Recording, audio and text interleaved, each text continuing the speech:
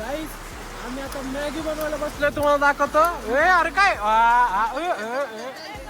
कमी कर कमी कर कमी कर. परत परत परत परत टाक टाक परत.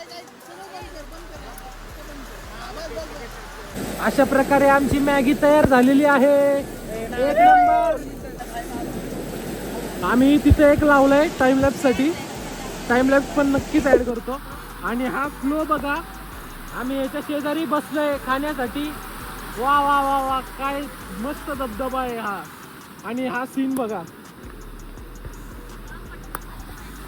हे बघा.